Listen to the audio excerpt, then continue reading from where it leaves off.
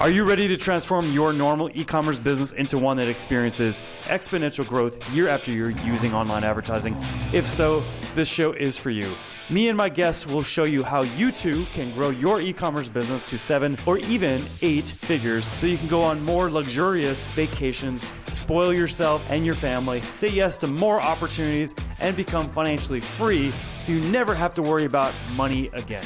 Welcome to the E-commerce Performance Marketing Show. Hey, how's it going, guys? Josh Marsden here, host of the E-commerce Performance Marketing Show. So for this episode, I'm really stoked to share with you what ad campaigns you need to be running in order to get the best possible ROI right away from using online advertising. So if you haven't used these ad campaigns, the first thing you need to do as soon as you find out what those are, so you need to drop everything, take action right now, and get these implemented because they can make you a ton of money and profit for your business from digital advertising. So my name is Josh Marsden, and I definitely recommend that if you haven't seen previous episodes, we've had some fantastic previous episodes. I've taught you the RM5 formula, strategy, and process as far as its principles are concerned. And on top of that, I've had some incredible guests that I've been very fortunate to have on the show to help you with your e-commerce business. So definitely check those out. So here are some examples of the type of performance that you can achieve by implementing everything that we're going to talk about in today's episode in regards to what are the best kind of low-hanging fruit ad campaigns that you can implement into your business and your digital marketing strategy that can also get you immediate and positive ROI. So here are some examples: 1,864%, 1,560%, 1,010%, 1,121%, 628%. I pulled these earlier today from many of our ad reports from some of our clients, and using some of the ad campaigns I'm going to go over with you today, you can get similar results in your business. And I highly recommend, again, you take action right after this episode. You jump into your computer and you get the work done, okay? Or you get someone to do it. All right. So the first thing I need to do, though, before we dive into that, is I need to teach you kind of the difference between a few elements that are key to being able to understand how to use online advertising effectively and profitably, and then even at scale as well. So first off, there's a lot of different placements out there in the digital advertising world. You've got Facebook and Instagram. You've got Google, which owns YouTube. Facebook owns Instagram, if you didn't know that already. You've got Bing. You've got Yahoo, which is on the Verizon Media Network. You've got all these private ad networks too that are not even big names like the ones I mentioned, and you have emerging ad networks like Snapchat, for example, or TikTok. So there's a lot of different placements out there that you could spend your advertising dollars on. However, you don't want to just do it to do it. You want to make sure that you target the right people based off of who your audience is. And if you haven't done research on that, you need to figure that out. So this way you know exactly who your perfect customer is, and you can target people just like that person, him or her, okay? And it is one person when I say avatar. Now, with that said, you do need to know a little bit about targeting before we could jump into the sweet sauce today that I'm going to share with you, okay? So first off, with targeting, you have two different things that you always have to consider, and that's intent, and that's also demographic, psychographics of the audience that you're thinking of advertising to. Now, demographics and psychographics, those are pretty common terms, and people usually know those definitions, but demographics would be, like age, gender, married, single, etc. Psychographics would be, what are they into, for example, okay? And then intent, now this is the key, this is the lesson out of this that I really want to kind of go over with you, and I really want to pinpoint. I've been saying this for several years now, actually, here on YouTube, if you're seeing this on YouTube. And intent is all about trying to capture the intent of people in the different advertising placements you have access to. And each of the networks that I mentioned before where you can place ads, they have different behavior intents of the user base. Meaning that if you go to Google, you're going to Google to possibly search for a product you want to buy, right? Or you're researching it closely, Whereas if you go to Facebook, you're not doing that. You're going to Facebook to basically just see what's going on with the world and your friends, and basically consume news and participate in that as well. It's totally different. And so the intent of the people on, say, Facebook versus Google is absolutely different. And it's not just Facebook and Google, it's all the platforms. You want to think about all the different advertising platforms out there and what their intent is on that platform. So this way you approach your marketing the right way when it comes to creating ad creatives, graphics, images, copy, messaging, etc., that can make a difference when it comes to performance and getting clicks and getting customers into your e-commerce store. And that's my next lesson here. So direct response versus disruptive. Okay, these are two different marketing types. Now, direct response marketing is basically, it's a marketing that you can directly measure. You can directly measure the result you're getting. Direct response marketing has been around for a very, very long time.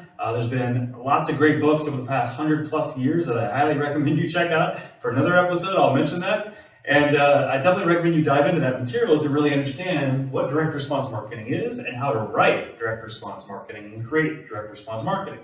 Direct response marketing, again, is where you can directly measure the result. Now, all marketing is, a form of direct response marketing, but some of the direct response marketing principles really want you to communicate very directly with the viewer, with the end user, the person you're targeting, on their computer or their smartphone.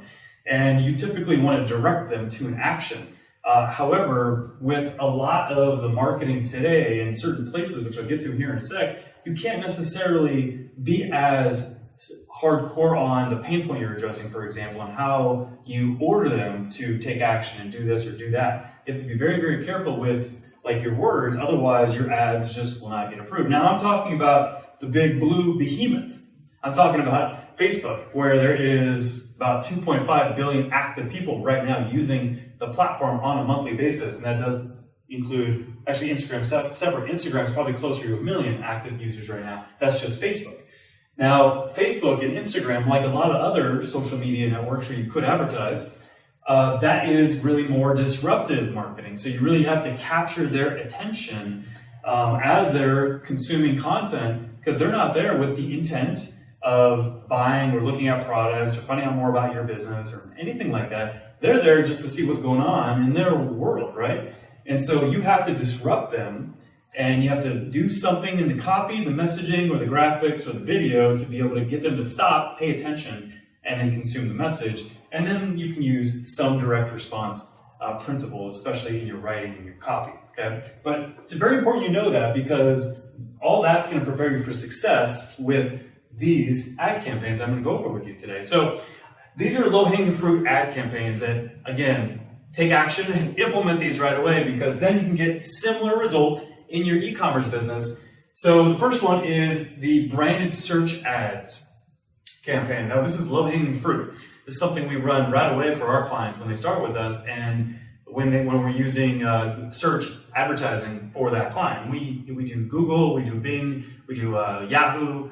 We've even gone out to some others as well. So that means that you're basically protecting your brand, because if you're not, your competitors will target your brand and basically steal your traffic, your leads, your customers, people that are right there about to maybe buy from you. They're going to get those people to come to their business. So you need to basically place search ads that are targeting your brand name and similar keywords and phrases. And that's a low-hanging fruit that can give you immediate ROI on Google, Bing, Yahoo, and any other search ad network that you can think of that uses keywords, and Pinterest even as well, because Pinterest is a query-based advertising platform in addition to a social media platform. So keep that in mind. Okay, number two.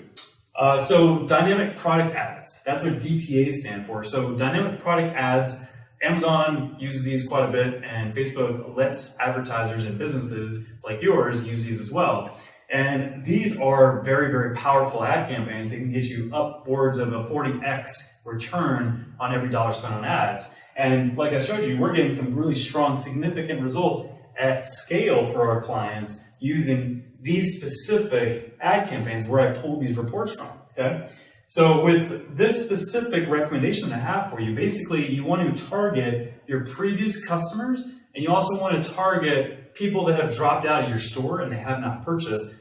By targeting those people, you're going to have an awesome audience that is going to give you ROI by using retargeting and showing dynamic product ads after they have left your store, or if they're already a customer, just showing them again all the other products you offer so they can come back, purchase the same product, or purchase something that's complementary that you sell as well. So that's a powerful, powerful ad campaign. I can't say that more. Now, number 3 is the Facebook and Instagram 777 strategy. Now, first off, I got to give a shout out. Mike Pashota shared this with me in my preparation for my book, Facebook Advertising Trends and Strategies for E-commerce 2019 edition that I published a little bit over a year ago now, which is on Amazon, by the way.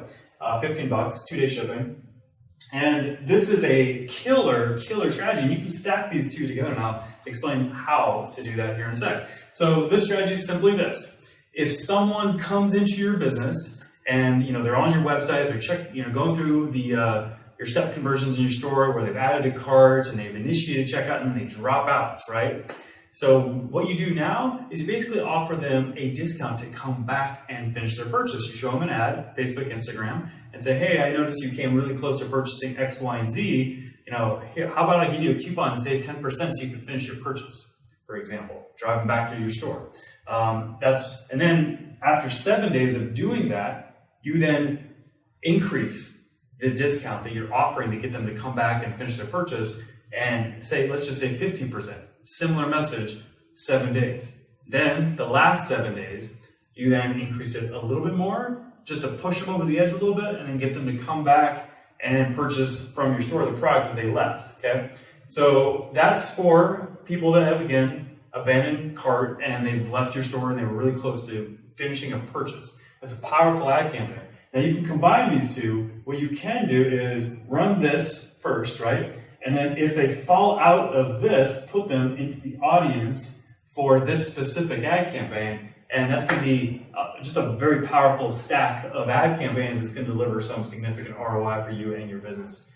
Okay, finally, the last one here, best initial cold audiences. So the first one is a lookalike audience. And if you don't know what that is, basically it's where you take your email list, ideally your customer list if it's big enough, that's the best part of your list, and you upload them to Facebook. And Facebook will basically match those people with other people on Facebook based off of the data you submitted up. And it'll match those people and give you an audience that's similar to the people that have purchased or are on your email list. So as you can tell, just by the way I explained it, it's a very powerful audience you can now target with your ad campaigns. That's a powerful, low-hanging fruit audience that you can use, in your business. Now, besides that, you can also do the same thing with Google. Google has very similar options where you can use custom audiences and you can upload your list into Google as well. So that's powerful as well. This way you can really laser target low-hanging fruit on Google, which everybody's on Google. Everybody uses Google. Google's number one. So you should use it too for advertising. So that's a really powerful audience as well. That's low-hanging fruit. Now, these three are going to get you some massive ROI. This one is definitely test that, slow play that a bit because it's a cold audience, whereas these people are definitely going to convert and produce some significant ROI right away. Whereas this one, it really comes down to your offer, your messaging, your funnel, your website, stuff like that, and in order to really use that effectively to get new customers from a cold audience, you have to really have good marketing. So make sure you do that. So that are some low-hanging fruit ad campaigns that I thought I would share with you today. And today is a very funny day. Yesterday was Sunday, and Sunday is when Kobe Bryant unfortunately passed away. I was a huge Kobe fan, and I thought I would take the opportunity to maybe speak about him for just a moment and just share with you what I felt were some of his best traits in my opinion. So number one, and this one I resonate with personally, he wasn't perfect. He was a human being. he made some mistakes earlier in his career, and these mistakes, there's no excuse for him, none whatsoever. And he owned up to it, and he also, became a better person because of it. He used it basically, because when something like that happens in your life, you can either cave into it, you can either, follow down that path that you started when that mistake happened, or you can do something about it, use it as fuel, and put it into your motivation to be better and to be a better parent, better wife, or husband in his case, right? So he did that earlier in his career, and I really admired that, about how he handled it. And afterwards, as we can see now with the way he lives his life with his family, I mean, he really did put the work in after that to rebuild that trust with his wife. So I thought that was admirable. Some people may disagree with me, and that's okay. This is a free world. We all have freedom of speech, and we all have our own opinions, which is fine. That's what makes the world great.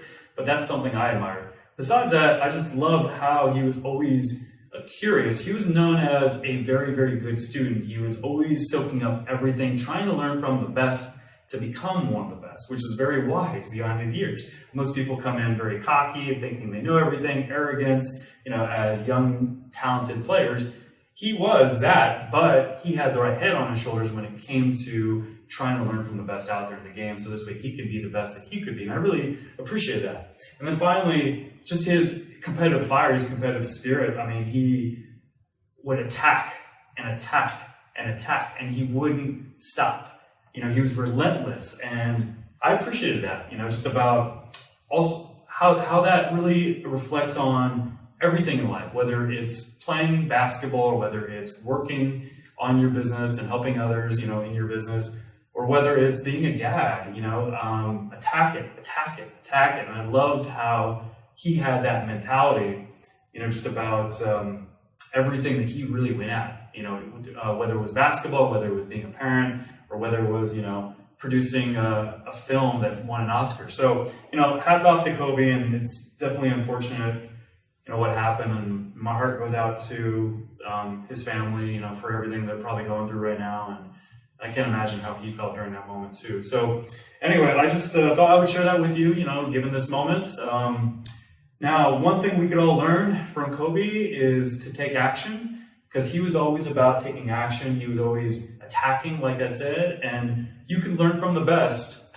And I'm not saying that I am the best. There's a lot of awesome marketers and advertisers out there. However, I know a thing or two, been around 7+ years, been doing this for quite some time. And I'd love for you to join me and take action and join me in Scottsdale, Arizona, February 18th to the 19th for the ARM5 Formula Intensive. It's limited to 30 people, and registration is filling up right now.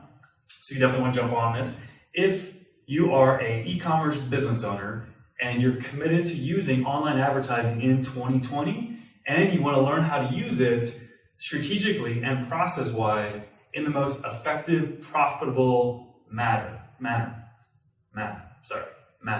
So it's been a troubling day with everything that's happened with Kobe. I was definitely a little distraught yesterday too. So anyway, if you want that, I'd love to show you that. I'd love to spend 2 days with you and really help you with your business. This way you can really create the life that you want for you and your loved ones, and you can really take advantage of the opportunity you have, which, again, in light of what's happened recently, you got to take advantage of the opportunities you have in front of you, hands down. So whether it's this or something else, go after it, take action today. And thanks for being an audience member of the e-commerce performance marketing show. I greatly appreciate it. And I'm really excited for the next episode with my guest, Kevin Hill.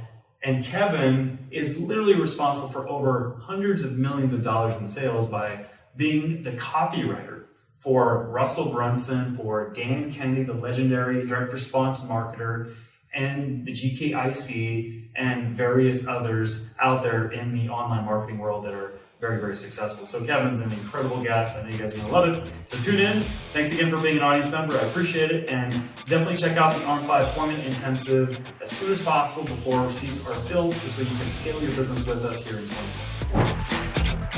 Thank you for tuning into the e-commerce performance marketing show. If you enjoyed this episode, be sure to subscribe, like, and comment with a timestamp of your favorite part and share it with a friend. Until our next episode, here's to you and the success of your e-commerce business.